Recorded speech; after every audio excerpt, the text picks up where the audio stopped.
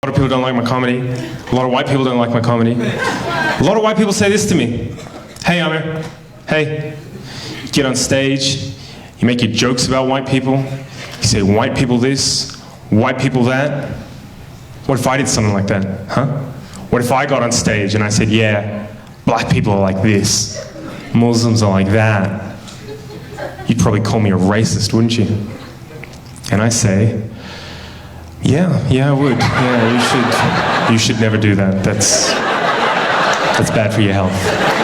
They're like, well, you do that, Amir. You do that. You get on stage, you make your jokes about white people. Don't you think that's a kind of racism? Don't you think that's dun dun dun reverse racism? I said, no, I don't think that's reverse racism. Not because I think reverse racism doesn't exist, right? If you ask some black and brown people, they'll tell you flat out, there is no such thing as reverse racism. I don't agree with that.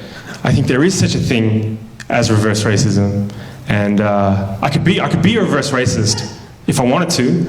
All I would need would be a time machine, right? And what I'd do is I'd get in my time machine, I'd go back in time to before Europe colonized the world, right?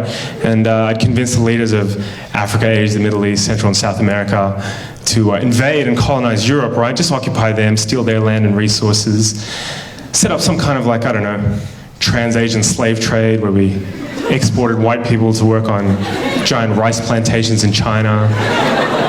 Just ruin Europe over the course of a couple of centuries so all their descendants would want to migrate out and live in the places where black and brown people come from. But of course, in that time, I'd make sure I set up systems that privilege black and brown people at every conceivable social, political, and economic opportunity.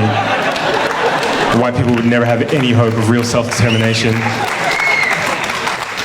Just every couple of decades, make up some fake war as an excuse to go and bomb them back to the Stone Age and say it's for their own good because their culture's inferior, and then, just for kicks, subject white people to colored people's standards of beauty, so they end up hating the color of their own skin, eyes, and hair. If, after hundreds and hundreds and hundreds of years of that, I got on stage at a comedy show and said, hey, what's the deal with white people? Why can't they dance? That would be reverse racism. Marvin, thank you. You've been great.